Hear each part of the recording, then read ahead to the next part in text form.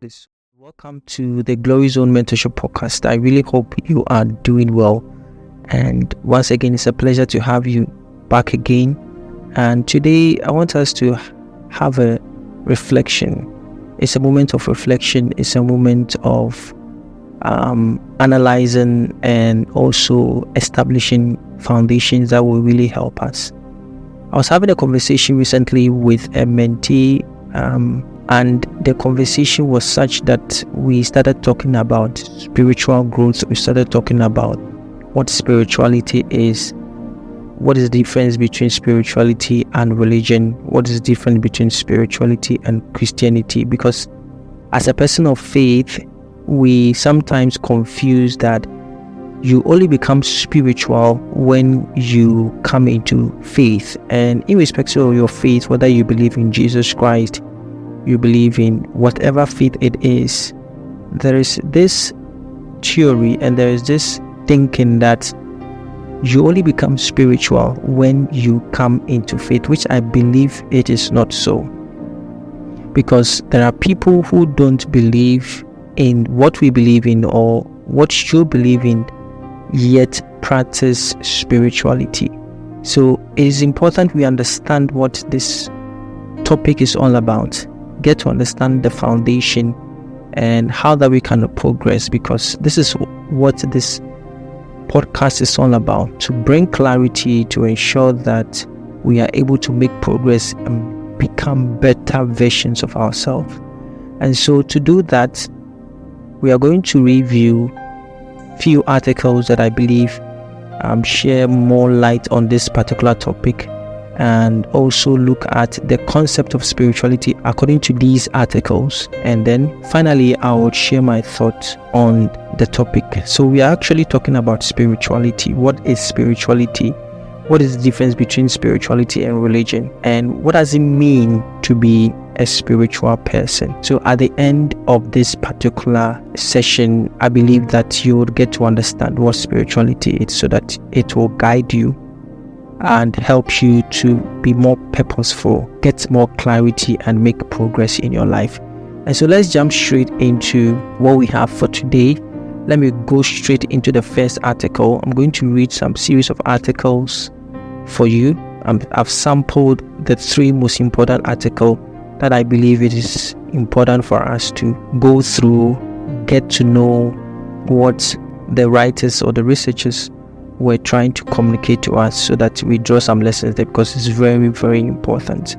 So the first article is actually from the Royal College of Psychiatrists, and this article is written by Dr. Maya Spencer, and this is actually a personal exploration she wrote on this particular article that I'm about to share with you. It's on the topic of spirituality.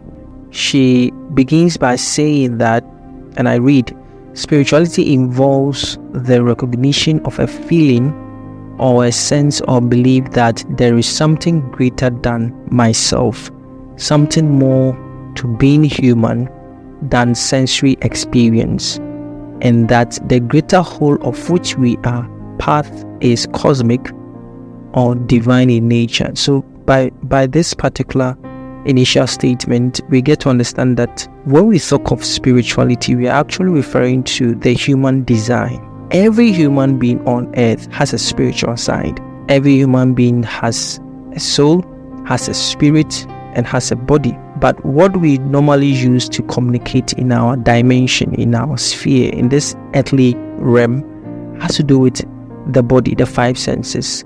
And then there's the spiritual aspect, there's the soulish aspect of us, and that's where spirituality relates to. So when we begin to live beyond the five senses, we now go into the metaphysical, we now go into things that cannot be touched, the intangibles. We are now coming into the space of spirituality. And so by this, we get to understand that spirituality is not something only for a selected few or a community of believers who believe in this God or that God. Every human being on earth has the ability to walk in his divine or a divine self, or commune with a higher spiritual force, because there's an element within all of us, that helps us to commune with the force higher. So when we talk of spirituality, it has to do with attuning yourself to that aspect within you that helps you to dig deep within your soulish or commune with a higher force. All right, so this is the basic foundation, and this is where Christianity comes in, because when Christianity comes in, what Christianity does is that it serves as a guide for spirituality, in a sense that there are practices that are within the spiritual space, but with the help of Christianity, or when you come into Christ, which is when you come into the place of acceptance of Jesus Christ as your Lord and personal Savior, what you do is that you begin to regulate your practices in the lens of what Christ wants you to do, or what Christ expects from you, or what Christ desires that you do. So this is what I mean by Christianity now serves as a guide. Now let's continue with what Dr. Maya said. Spirituality means knowing that our lives have significance in a context beyond a mundane everyday existence, at the level of biological needs that drive selfishness and aggression.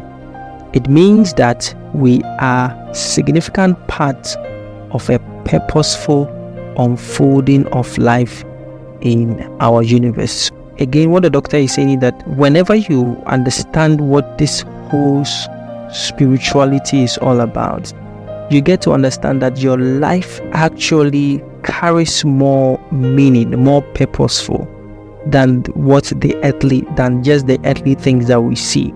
This is my final thought on this particular initial statement, and this is what I want you to understand. There's two aspects of spirituality: the now life and then the life to come. So this is it. This is the foundation I want you to establish when we talk of spirituality. One, the now life, the life that you are living now, and then two, the afterlife. And this is where Christianity becomes more beautiful and more clearer, because in Christianity there is the assurance of the afterlife, and the afterlife assurance is promised by Jesus Christ, right? So again, this is not a religious session, so I cannot really go into that, but basically that's what it is. So spirituality is in two folds: the life that it is now, and two, the afterlife, because we would all vacate this particular space when we exit this body. That is when we die. So it is very, very important. Now let's go back again to the article by Dr. Maya Spencer. Now I read again. She says, spirituality involves exploring certain universal themes, that is love, compassion, altruism, life after death. So there you have it: wisdom and truth, with the knowledge that some people, such as saints or enlightened individuals, have achieved and manifested high levels of development than the ordinary person. Aspiring to manifest the attributes of such inspirational examples often becomes an important part of the journey through life for spiritually inclined people. So like I said earlier on, that there's an aspect of spirituality that is the afterlife, and rightly the doctor has hit on that point again. But this is the understanding of this particular section that I just read, that there is no form of success, right? There's no form of excellence, there's no form of high level achievement that is not attributed to spirituality, because the people that achieve some degree of excellence and recognition and results are people that are spiritually inclined. And when I mean people that are spiritually inclined, I'm not talking about people that practice voodoo, calling of spirits, communicating to saints and all of that. No, we will come back to the basis of spirituality, because yes, there are people who define spirituality as that: calling spirits, communicating with spirits, the spirit of the dead and all of that. No, that is not what we are talking about here, okay? That is a different subject. I think it's a different subject altogether. That's spiritism. But we are talking about spirituality here. it somehow relates with spiritism and all of those things, but I don't want you to be thinking about that. There is something I want you to understand. And so let's continue with this particular article. So Dr. Maya continues by saying that the spiritual journey involves first healing and affirming the ego so that the positive states are experienced with secure self-esteem, belief in self-worth, and a capacity for love and generosity. A person becomes less constrained by ego defenses. An opening of the heart is an essential aspect of true spirituality. In this regard, one may question the spiritual nature of a masochistic religious practice, such as self-flagellation, which is based on a belief in the wickedness inherent in the body rather than on a real connection and therefore compassion for the body. So let me pause right there. Let's try and review this. So one key thing that I also want you to establish here, because earlier on we established the fact that spirituality just goes beyond this physical senses. Okay, you step into spirituality when you come to the awareness that there's an aspect of you that goes beyond the physical senses. So if that is so, then what is that organ responsible to help us to go beyond the physical senses or the five senses? And that organ is the heart. So when we talk of spirituality or spiritual growth, the key emphasis is not just on stimulation, that you shout and you're having some sensations in your body and you're having some experiences, which are all good and all of that. But the main emphasis for spiritual growth is the maturity of the heart.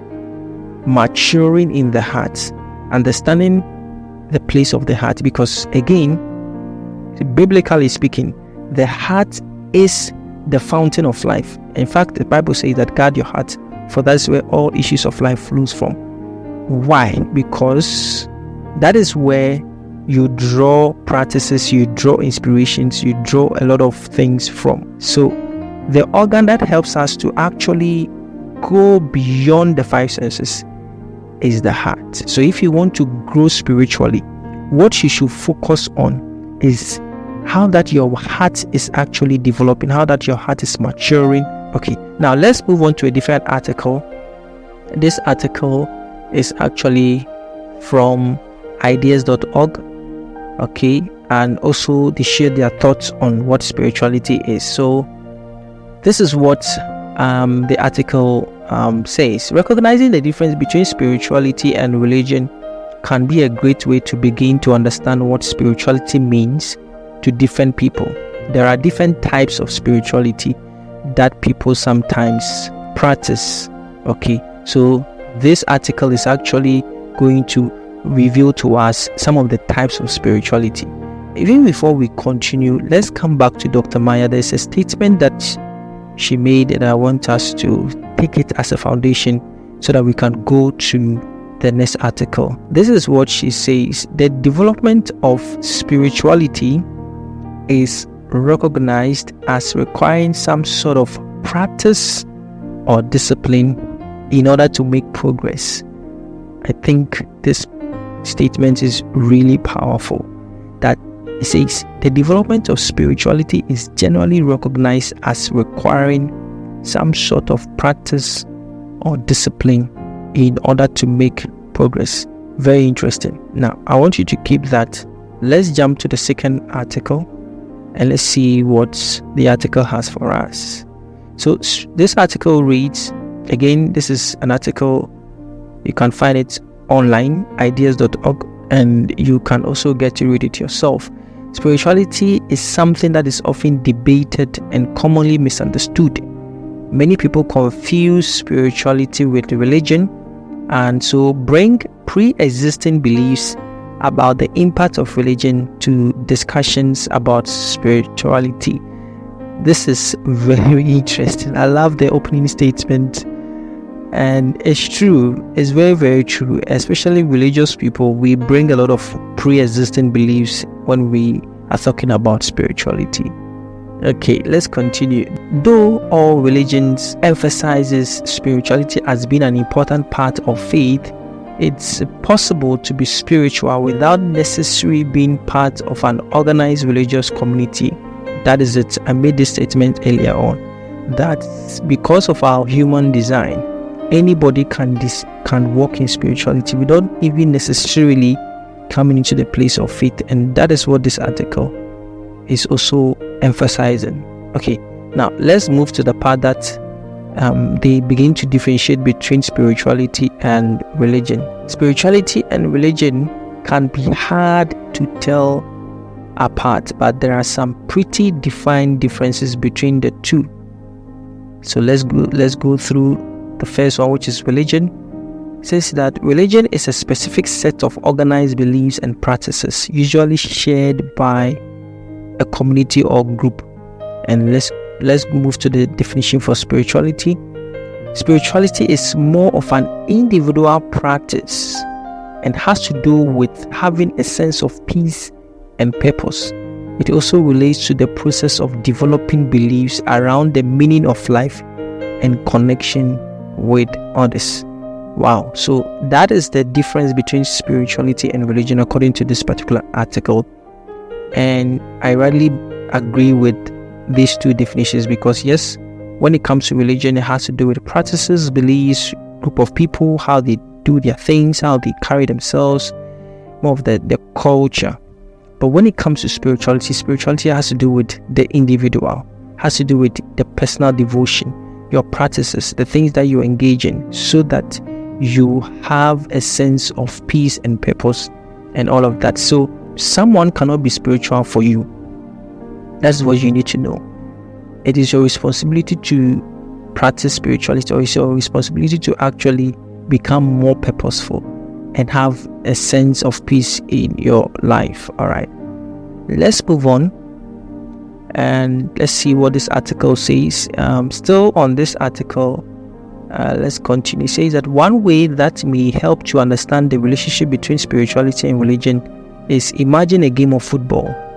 The rules, the referees, other players, and the field markings help guide you as you play the game in a similar way that religion might guide you to find your spirituality. Kicking the ball around the park without having a play on the field or with all the rules and regulation can also give you fulfillment and fun, and still express the sense of the game similar to spirituality in life. People may identify as being any combination of religious and spiritual, but to be religious does not automatically make you spiritual, and vice versa. This is so important. The fact that you are a Christian doesn't necessarily mean that you are a spiritual person. It's very, very important to understand that. The fact that you are a Christian doesn't necessarily mean that you are a spiritual person. Still on the article, let's move on to the different types of spirituality. So this article actually reveals that there are types of spirituality, which I'll mention them. The first one is mystical spirituality, which is based around a desire to move beyond the material world, beyond the senses, ego, and even beyond time. That's quite interesting. And then we have the authoritarian spirituality. We also have the intellectual spirituality, which also focuses on building knowledge and understanding of spirituality through analyzing history and spiritual theories. This approach can be found in the study of religion, also known as theology. That's interesting. And we also have what we call service spirituality. It's a common form of spirituality in many religious faiths. This is predominantly built around serving others as a form of a spiritual expression, and this is so true. I mean, Jesus Christ is a typical example of service spirituality. He came to serve us. He came to bring us into the right direction, into the right light. So with other religious body and even with their forefathers. Okay, the next one is social spirituality. As in, this is new. Let's see what it is. Social spirituality is often practiced by people who experience a spirituality feeling in the community or in the company of others. Okay, social support is often seen as one of the important aspects of spirituality in general. I think this is so true, how that people feel. All right, so this is where we understand the words ethos and pathos, because it's within the context of social spirituality. Okay, so let's move on. Let's look at, why do people practice spirituality? Let's see what the article has for us. Many people see spirituality as a great way of seeking solace and peace in their life. It can often be practiced alongside things like yoga, which ultimately focuses on stress relief and release of emotion. Spirituality is used as a way of gaining perspective, recognizing that our role in life has a greater value than what we do every day. It can separate a person from dependence on material things and establish a greater purpose. Some people also see spirituality as a way of coping with change or uncertainty. That's very, very interesting. So these are two articles that we have reviewed so far. Let's move on to the next article, and finally I'll conclude with my thoughts. Okay, so the next article, let's go into the biblical aspect of spirituality now. So this is very old. This article is very old. It is written by Walter Harrelson somewhere in the 90s, and I believe we can draw some lessons here. So let's see what the article also says. So rather than the term spirituality, okay, let me start from the beginning. The Bible has much to say about proper spirituality. By the term, however, we do not mean some form of existence appointed to man that can be contrasted with man's daily existence in the real material world. Rather than the term spirituality as applied to biblical faith, is here understood to refer that it is a relationship between God and man that can be summed up under four headings: holiness, the gift of the Spirit, the life in the Spirit, and then the discipline of the Spirit. Wow, I love this. Holiness, the gift of the Spirit, the life in the Spirit, and then the discipline of the Spirit. So this is quite amazing, and it's a very interesting article that I really love what is here. Very, very, especially with the gift of the Spirit, the life of the Spirit, with emphasis on all of these things, which are very, very interesting. So let's read a little bit about the biblical understanding of spirituality. Let's look at this one. Let's look at the gift of the Spirit. So this is what the article says. Now we must approach the term spirituality more directly. The term is to be related clearly to biblical reference to the Spirit of God, of Yahweh, the Holy Spirit, the Spirit of Christ. The problem here is to know how to manage the vast body of evidence, not by any means of one sort. In the Old Testament, one thing is quite clear: man lives only by the presence of God's breath, a spirit, and yet this spirit is integral to man as man. In other words, the human spirit, although an impartation of God's own breath or spirit, belongs to man. Man is not man without it.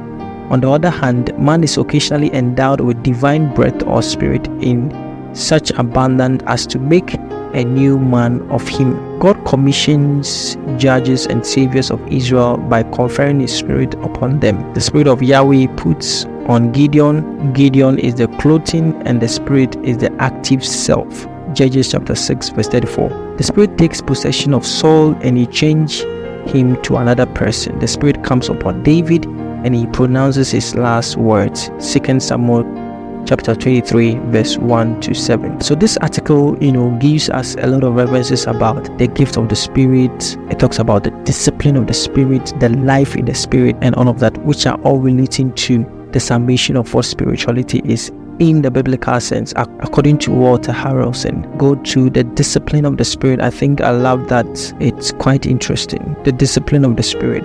So this is what he says: How can the church see that its members are properly fitted out for battle? The gift of the Spirit do not come without regard for human capacity or human effort to prepare for Christ's service. What place is there in the Bible for what we call spiritual exercises or discipline?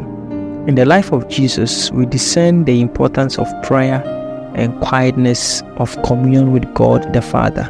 In the epistles and in the stories of the apostles in Acts, numerous instances of the importance of prayer and abstinence of the disciplined life of faith are to be found. Is it possible from such reference to indicate what spiritual exercises the New Testament community practice and recommend?